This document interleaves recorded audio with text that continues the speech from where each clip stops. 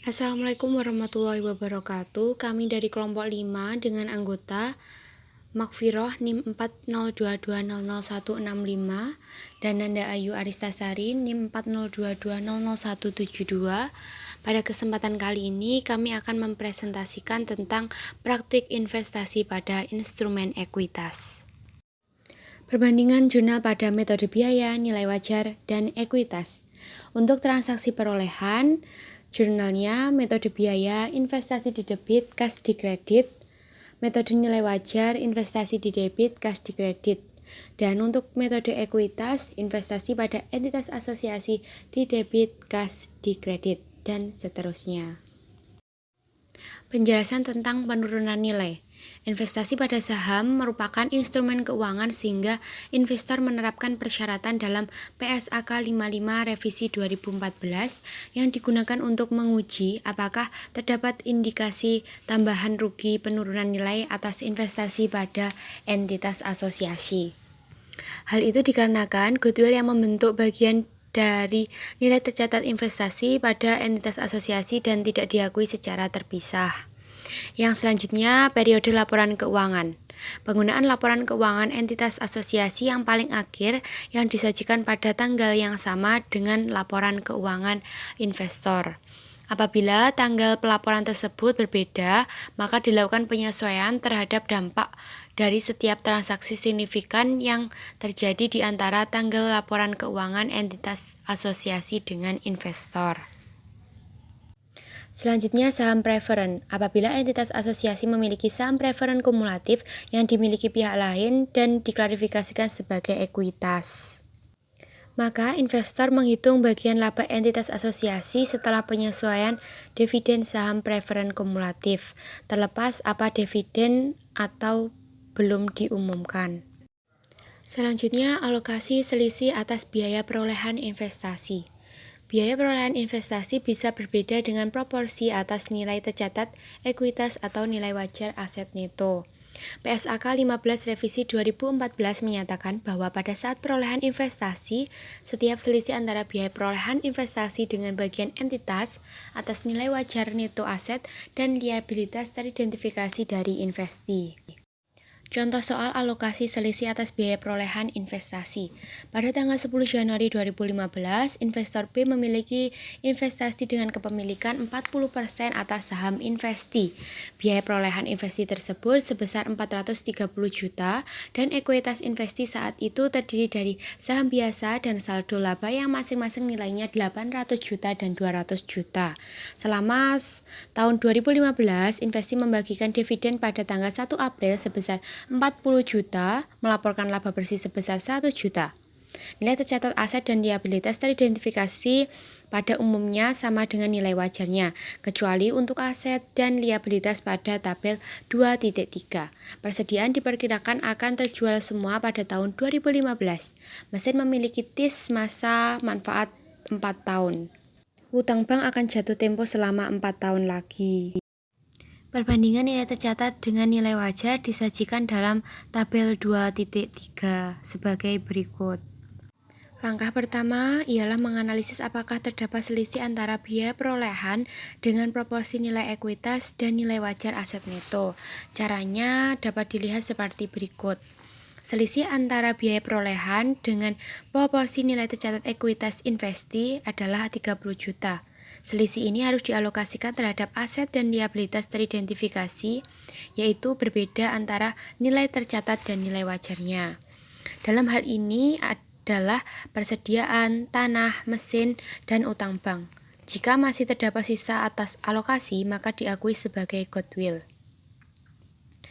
Jika nilai tercatat atas aset ekuitas adalah 1 miliar dan selisih nilai wajar dengan nilai tercatat keseluruhan adalah 35 juta, maka nilai wajar aset neto menjadi 1 miliar 35 juta. Nilai goodwill adalah 430 juta dikurangi 414 juta.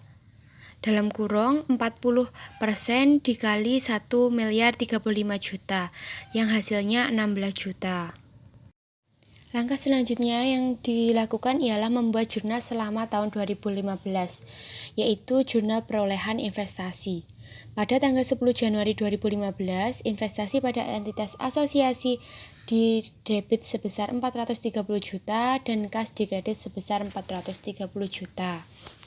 Pada saat investasi memenuhkan dividen, investor B mengurangi nilai tercatat investasi sebesar 40% dikali 40 juta. Jurnalnya, tanggal 1 April 2015, piutang dividen didebit sebesar 16 juta dan investasi pada entitas asosiasi dikredit sebesar 16 juta.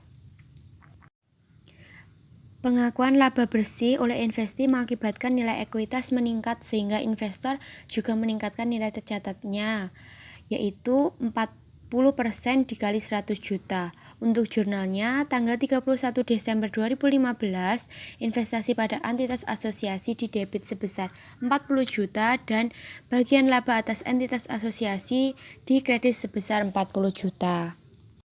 Amortisasi atas alokasi kepersediaan dilakukan sekaligus karena persediaan diperkirakan terjual semua tahun 2015. Untuk jurnalnya, tanggal 31 Desember 2015, bagian laba atas entitas asosiasi didebit sebesar 2 juta dan investasi pada entitas asosiasi dikredit sebesar 2 juta.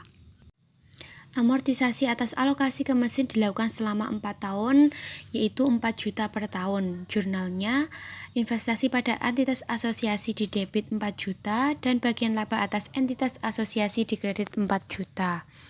Selanjutnya, amortisasi atas alokasi ke utang bank dilakukan selama 4 tahun, yaitu 3 juta per tahun. Jurnalnya, investasi pada entitas asosiasi debit 3 juta dan bagian laba atas entitas asosiasi dikredit sebesar 3 juta. Selanjutnya, jurnal amortisasi atas alokasi di atas dapat juga digabung menjadi satu jurnal agar lebih praktis. Nilai tercatat investasi pada akhir tahun 2015 menjadi 459 juta. Ada saldo awal 430 juta, ada dividen diterima 16 juta, bagian laba entitas asosiasi 40 juta, dan seterusnya, hingga saldo akhirnya adalah 459 juta. Nilai tercatat investasi tersebut akan menjadi nilai tercatat awal tahun 2016. Saldo bagian laba atas entitas asosiasi yang diakui tahun 2015 adalah 45 juta. Yaitu ada laba entitas asosiasi 40 juta, amortisasi atas alokasi persediaan 2 juta, amortisasi atas alokasi mesin 4 juta, amortisasi atas alokasi utang bank 3 juta, hingga saldo akhirnya 45 juta. Selanjutnya, penghentian pengakuan. Investor menghentikan penggunaan metode ekuitas sejak tanggal investasinya berhenti menjadi investasi pada entitas asosiasi, yaitu ketika pertama, investasi menjadi investasi pada anak perusahaan, maka investor mencatat investasinya sesuai PSAK 22 dan PSAK 65. Yang kedua, menjual sebagian investasinya dan sisa kepentingannya dalam entitas asosiasi merupakan aset keuangan. Maka investor mengukur sisa kepentingan tersebut pada nilai wajar sesuai PSAK 55. Ketika investor menghentikan penggunaan metode ekuitas, maka seluruh jumlah yang sebelumnya telah diakui oleh investor dalam penghasilan komprehensif lain direklasifikasi tetapi investor tetap menerapkan metode ekuitas. Maka investor mereklasifikasi ke laba rugi ekuitas ke laporan laba rugi.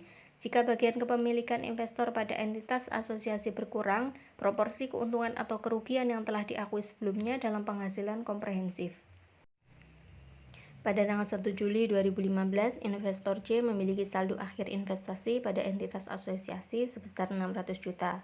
Pada tanggal tersebut, investor C menjual sepertiganya seharga 220 juta. Akibat penjualan tersebut, investor C kehilangan pengaruh signifikan terhadap entitas asosiasi. Sisa investasi memiliki nilai wajar 440 juta. Atas penjualan tersebut, investor C mengakui keuntungan di laporan laba rugi sebesar harga jual 220 juta, nilai wajar sisa investasi 440 juta, nilai wajar keseluruhan 660 juta, nilai tercatat investasi 600 juta, dan keuntungannya 60 juta. Keuntungan 60 juta terdiri dari keuntungan atas bagian yang dijual 20 juta, yaitu 220 juta dikurangi 200 juta. Dan keuntungan atas penyesuaian nilai wajar sisa investasi 40 juta, yaitu dari 440 juta dikurangi 400 juta. Nilai tercatat investasi negatif pada metode ekuitas. Jika nilai tercatat investasi adalah negatif, maka bagian investor terhadap rugi entitas asosiasi sama dengan atau melebihi kepentingannya pada entitas asosiasi. Maka investor menghentikan pengakuan bagiannya atas rugi lebih lanjut. Contoh nilai tercatat investasi negatif.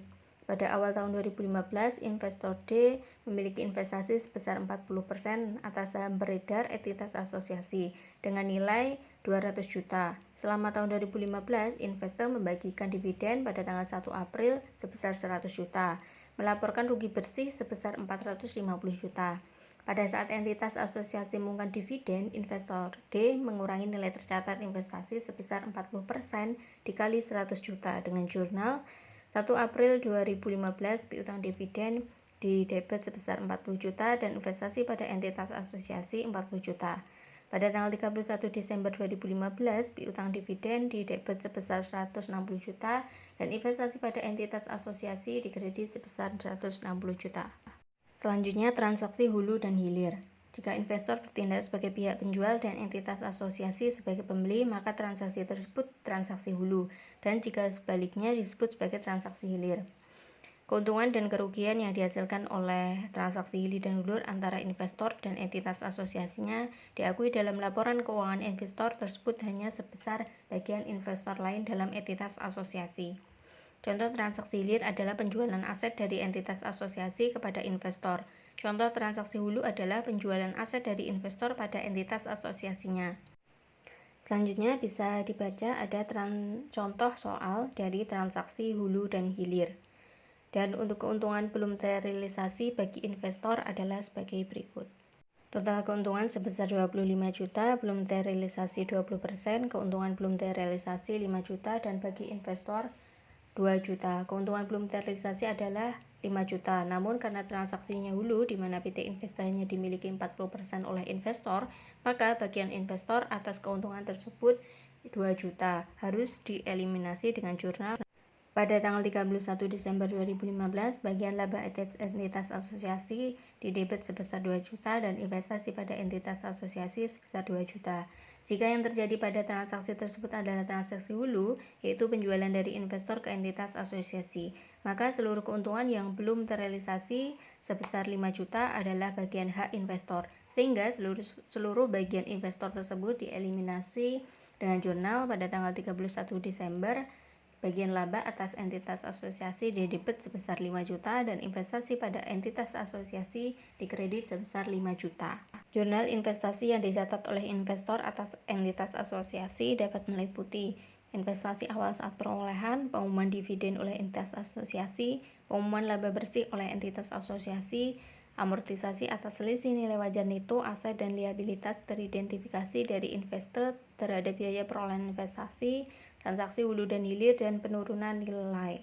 Sekian presentasi dari kelompok kami. Jika ada kurang lebihnya kami mohon maaf. Sekian, wassalamualaikum warahmatullahi wabarakatuh.